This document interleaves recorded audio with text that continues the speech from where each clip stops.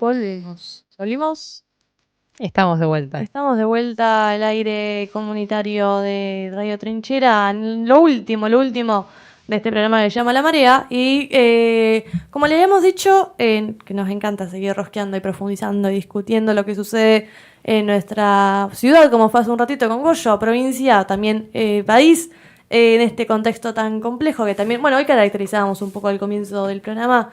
Estamos hoy con la gran presencia de Verónica Bogliano, Excelentísima. abogada de la Asociación contra la Violencia Institucional. Además, bueno, un montón de cosas que hiciste y que haces, Vero, todos los días. Bienvenida a La Marea. Muchas gracias, chicas, por la invitación. Queríamos, bueno, traerte un poco, te menciono como abogada de ACVI, de la Asociación contra la Violencia Institucional, porque queríamos un poco discutir en más profundidad todo lo que viene sucediendo, lo que venimos viendo en las calles, concretamente, con respecto al accionar de las fuerzas de seguridad. En La Marea solemos charlar un poco sobre cómo desde que asume el gobierno de Javier Milei, junto, bueno, todo su gabinete, entre ellos figuritas repetidas, como es el de Patricia Bullrich, ministra de Seguridad por segunda vez en este país, con distintos partidos políticos, pero, en fin, con prácticas que se repiten y tal vez, no sé, ahora la podemos charlar, se fortalecen en este nuevo periodo, que bueno, vemos mucha violencia, concretamente por decir una sola de todas las palabras que se me ocurren, a la hora de salir a protestar, concretamente en los miércoles de jubilados, tal vez es uno de los escenarios que se ve más seguido, porque es un espacio de lucha que todas las semanas, todos los miércoles están ahí los jubilados y jubiladas y todas las personas que se suman a bancar las movilizaciones, las protestas y las demandas que tiene, en este caso, los jubilados y jubiladas y todos los otros sectores que se encuentran en lucha por la gran crisis que estamos atravesando como sociedad. Dicho toda esta introducción, primero preguntarte, capaz para arrancar, ¿de qué forma se vio mucho más este cambio a partir de la asunción de Javier Milei? Porque sí lo decimos capaz más a nivel general, de que claramente que se acreció mucho la violencia desde el Estado. ¿De qué forma se expresó? ¿Cómo comenzó? Las legislaciones que existen. ¿Qué se rompió a partir de ahí? Bueno, justo iba a decir eso, ¿no? Tiene que ver mucho la situación de violencia, de hecho, de facto, desde las fuerzas de seguridad, tiene que ver con la violencia que ejerce el gobierno. O sea, la violencia verbal y simbólica que ejerce todos los días me parece que va... En realidad, la violencia física que ejercen todos los gendarmes, los de las fuerzas de seguridad, que todos los miércoles o en cualquier marcha, también contra la marcha que realizan cuando la gente con discapacidad o los estudiantes, cuando se hizo la marcha universitaria no, porque en realidad cuando son tan numerosas no participan tanto, ¿no? La represión no la hacen viable. Pero tiene que ver con esto, ¿no? Como darle un respaldo o un apoyo concreto a esta violencia que vemos todos los días por parte de este presidente que tenemos. No solamente la violencia en los dichos, ¿no? En la cantidad de puteadas que hace todos los días en cada uno de los discursos, el ninguneo, sino este maltrato sistemático de quitarle las pensiones a los discapacitados, al principio del gobierno también la violencia de quitarle los remedios oncológicos o también a las personas con VIH, cortarle la medicación. Todas estas situaciones de violencia que generan muchísimas muertes, siempre lo dijimos, son necesarias, se pueden llevar adelante con represión. Y Patricia Bullrich le viene como anillo al dedo ese cargo que le ofrecieron nuevamente. Dice que aplica el protocolo para las marchas, pero en realidad no aplica nada el protocolo para las marchas, sino que hace un despliegue despampanante de la fuerza de seguridad y utiliza balas de goma o diferentes herramientas para reprimir, porque es la única forma en que tratan de generar más miedo, ¿no? Y hay movilización. Recién vengo de una charla que estábamos hablando que hicimos por el Día del Detenido Desaparecido, que fue el 30 de agosto, y todo este clima de generar un otro, ¿no? El otro al que se odia es un clima de violencia tan patente y que no está mal pegarle a ese otro que en realidad que es un chorro, y que siempre los descalifican como para sacarle la subjetividad que tiene cada una de estas personas, para que puedan tener este aval, o por lo menos el silencio en algunos momentos de parte de la sociedad, de no decir nada, ¿no? De cuando le pegan a los jubilados, porque por suerte se dio marcha atrás con el veto por la situación de los discapacitados, pero los jubilados ni siquiera, no pasó ni siquiera diputados. La verdad que era una miseria lo que le iban a aumentar, lo que le iban a reconocer. Uh-huh. Y ni siquiera pasó diputados. Es como que generan estas situaciones para acostumbrarte, ¿no? Y los medios, y el rol que tienen los medios de comunicación también, ¿no? Para poder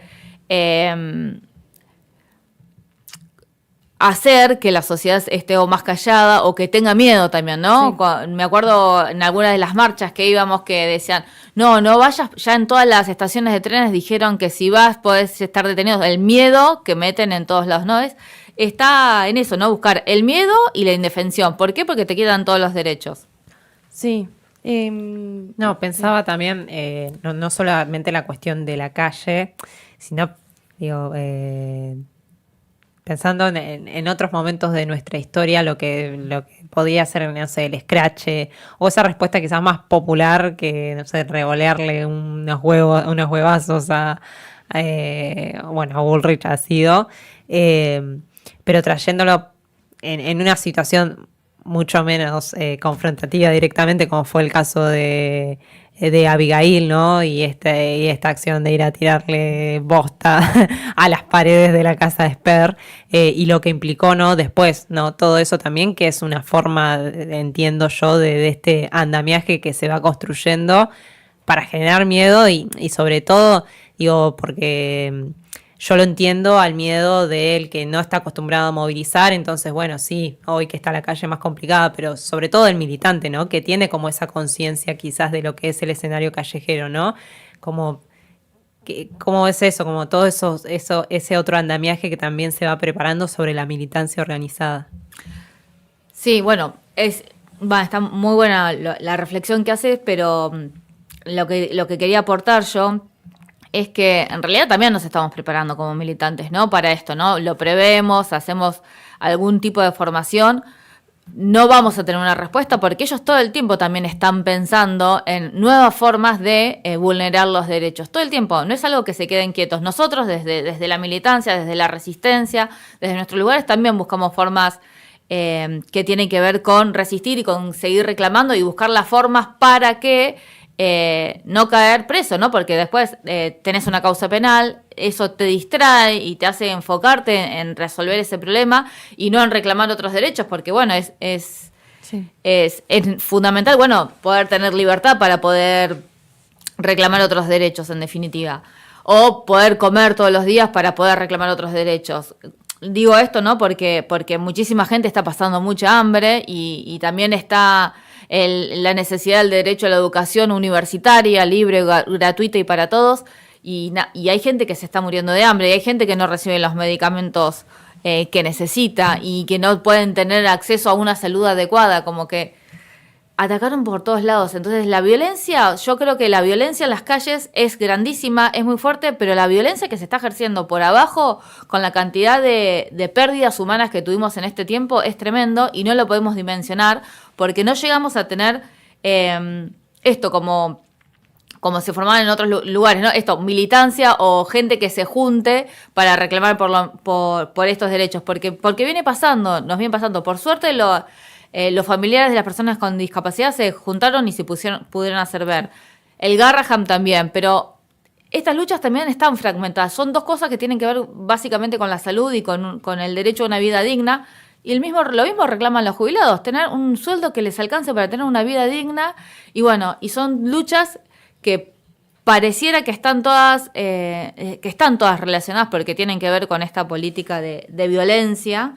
Pero bueno, nos falta como unificarlas, nos falta una conducción, un hilo conductor que nos juntemos todos y todos reclamemos por lo mismo. Sí. Porque a los jubilados los vienen ninguneando desde el año pasado. Nosotros venimos acompañándolos a las marchas y los vienen ninguneando sistemáticamente. Cuando pasa en el marco de otra situación, se escucha y se releva un poco más. Salvo algunos medios puntuales que, como acá, que siempre se habla de la marcha de los jubilados, los demás ya dejó de ser noticia. Claro. Pero dejó de ser noticia porque es necesario y porque es una línea editorial que bajan, porque es necesario que se siga invisibilizando esa situación para que no reciba apoyo. Porque cuando salieron todos los hinchas a apoyarlo, ahí sí fue noticia. Pero Sí. después ya no. Sí, totalmente. No, pensaba un poco con esto que se fue pimponeando, se quiere, con respecto al miedo. Creo que esto que decías vos, Vero, me parece fundamental, de, bueno, esta generación del querer que todos nos quedemos en nuestras casas sin poder ejercer nuestro derecho a la protesta, para defender el resto de derechos que deberían estar garantizados. Y sí creo que hay, o por lo menos así lo veo yo, no sé, te pregunto también cómo lo ven, les pregunto, para que discutamos todos, todas. Esta cuestión de, bueno, vos mencionabas lo de que sucedía muchas veces en las estaciones de trenes, se pasaban audios diciendo que si te habían obligado a movilizar, que denuncies, que si había un montón de cuestiones, incluso en lugares donde uno no se lo espera de su cotidianidad, ver muchos policías, los medios de comunicación que sí pasaban imágenes tal vez de esas instancias, de esas marchas y demás, lo hacían desde un lugar de vanagloriar el accionar policial, y creo que eso tuvo un límite. O sea, creo que hoy en día bajó un poco eso, o sea, bajó ese miedo por fuera de lo explícito de pegarle a los jubilados todos los miércoles, y ahora es de esta cuestión que vos decías de invisibilizarlo, como si no existiera directamente, no solamente su accionar, sino toda la instancia en general. Y no sé si es porque ya la gente, todos, la sociedad, el pueblo argentino, está tan cansado, que incluso se escucha en algunos de los testimonios de los miércoles, que no les importa ser golpeados, gaseados, demás, porque la necesidad de estar ahí defendiendo los derechos es superior a eso, ¿no? Digo, como incluso genera una cuestión de contagio en el sentido de, bueno, de que cada vez pueda ir más gente, más allá de que tal vez, lamentablemente, todavía no son convocatorias tan multitudinarias. Sí, tal vez esto que vos decías, bueno, una vez que se unan también muchas de las demandas, de las luchas, hay escenarios donde, bueno, por algunas fechas o eventos, particularidades, no sé, votaciones en el Congreso y demás, sucede, y queda demostrado que si somos muchos no son gaseados y gaseadas las personas que están ahí. Pero bueno, sí creo que hay una recepción distinta de la sociedad hoy en día con respecto a eso, y que tal vez ya no tiene tanto miedo. Incluso, no sé, se vio estos días cuando tanto Milei como su gabinete ha caminado por ciudades de la Argentina y que han recibido desprecio, básicamente, porque la gente creo que no aguanta más, y que incluso ese miedo ya tal vez está desapareciendo un poco. No sé cómo lo ves. Yo hay dos cosas que Sí. quería plantear. Una cosa que tiene que ver con el individualismo, que cada vez más, y que también producto de la pandemia hizo que la gente se retrotraiga y esté más para adentro, para su núcleo más chiquito, y eso, el individualismo, que es algo que también se brega también desde el gobierno y desde los medios de comunicación, es cada cual lo suyo, cada cual cuida lo suyo, hace que no pienses con un otro de qué manera poder discutir esta realidad que ves que es injusta, ¿no?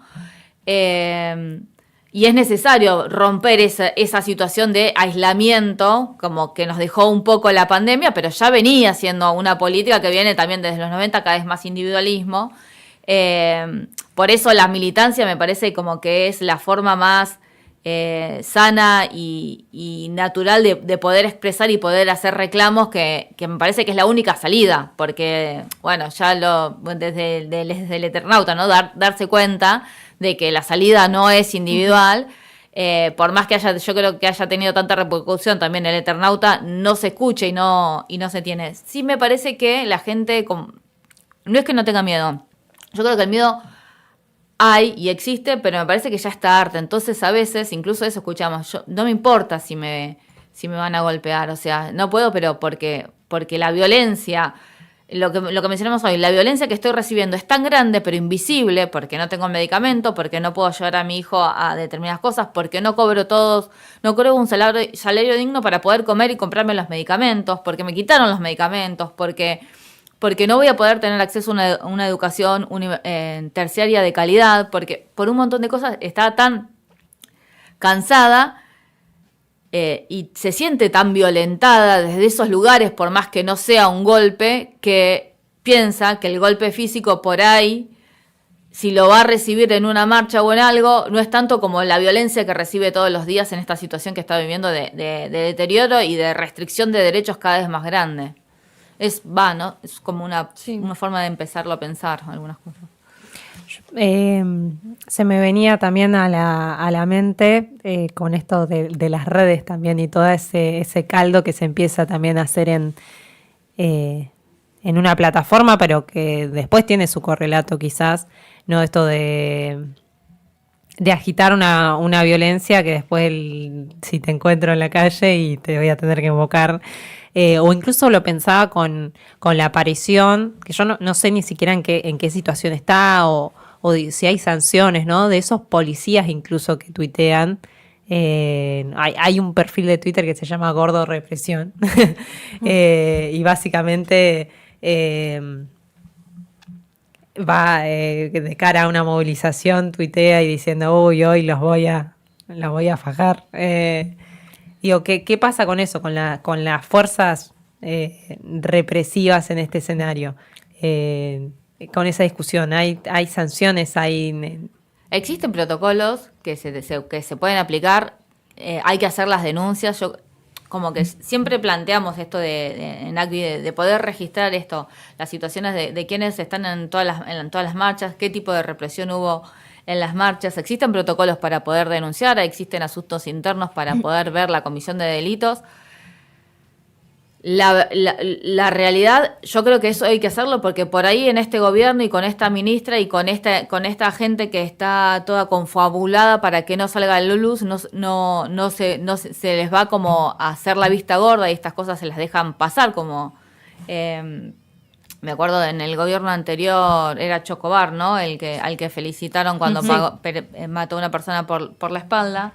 Pero no hay que dejar de denunciarlo porque en algún momento se va a dar vuelta la taba y vamos a estar ahí. Y necesitamos todas estas denuncias, todas estas cosas para ver a quién tenemos ahí, ¿no? Porque me acuerdo cuando se ganaron las elecciones en el año 19, que volvimos, pero vamos a ser mejores y no vamos a echar a todo el mundo como hicieron ellos. Y bueno, y había algunas personas que se quedaron trabajando y que generaron como muchísimos problemas y que son la gente que por ahí genera más conflicto y genera como una situación que es tremenda porque no podés avanzar en garantizar derechos porque también están estas personas que defienden, que tienen otra ideología y que está bien que tengan la ideología, pero si nosotros queremos avanzar en garantizar políticas necesitamos gente que esté convencida que el otro merece eso que está recibiendo, ese derecho que tiene,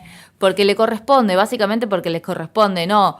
A veces hay personas que son como más egoístas, por decirlo de alguna manera, y ocupan cargos que...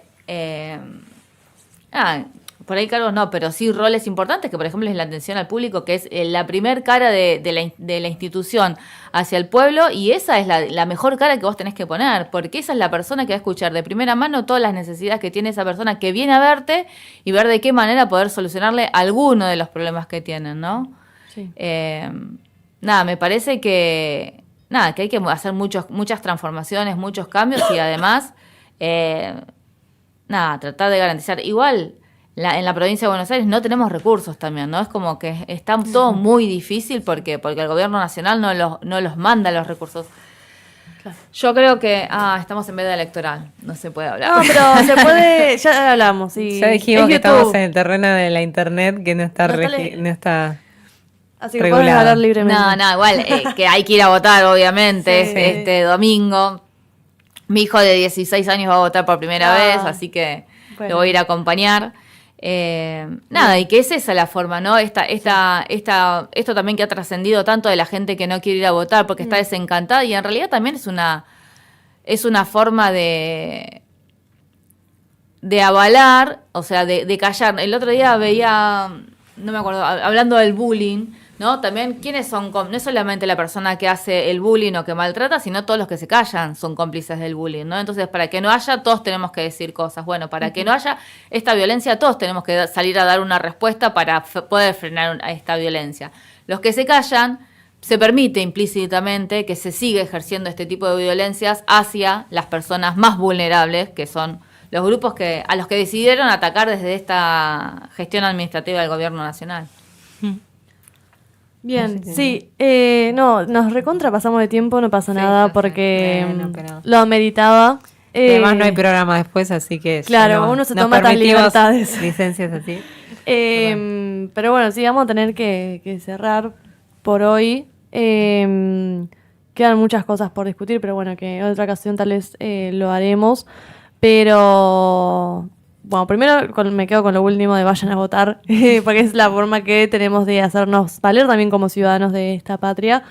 Recordar que, bueno, que Vero es abogada de la Asociación contra la Violencia Institucional, que como dijo, bueno, todos los miércoles y en otras movilizaciones también están ahí para bancar y registrar y denunciar y hacer todo lo que corresponde, porque es necesario, como decía Vero, así que sigan en redes sociales y esas cosas. Y te agradecemos, Vero, por venir este ratito. Sí, perdón, se me complicó no llegar nada antes, pero no, muchas gracias a ustedes siempre por invitarme y es un placer venir acá. Gracias. Más que bienvenida al estudio de Emilia Scamaitacuri de Radio Trinchera. Y bueno, hemos llegado al final. Y nos vamos. Hemos llegado a este final. No vamos a retenerlo más a Facu. Sí. Vas a ser Facu, libre. Que además el próximo viernes ya no estás. Vale caro, ok. Esto fue como una visita express, llora. Ay, pero bueno, vino y dejó ahí su tema Ken. Sí, así que te queremos mucho, Facu, gracias por operarnos en el día de hoy, gracias Joaco del otro lado en la producción, gracias Goyo, que te tuvo que ir también rápido haciendo su columna, NASA también, More, le mandamos un fuerte abrazo también en el día posterior a su cumpleaños, gracias Sol. Gracias, Agus. Nos vemos el próximo, ¿no? Porque hay charla. Vengan a comunidad a la presentación de La Revolución de las Boinas de Kevin Bryant y nos encontramos dentro de 15 días. Así es. Adiós. Según la RAE, una trinchera es una zanja defensiva que permite disparar a cubierto del enemigo. En esta trinchera, batallamos con ideas para desmontar los monopolios informativos. Radio Trinchera. Porque la verdad está en el barro.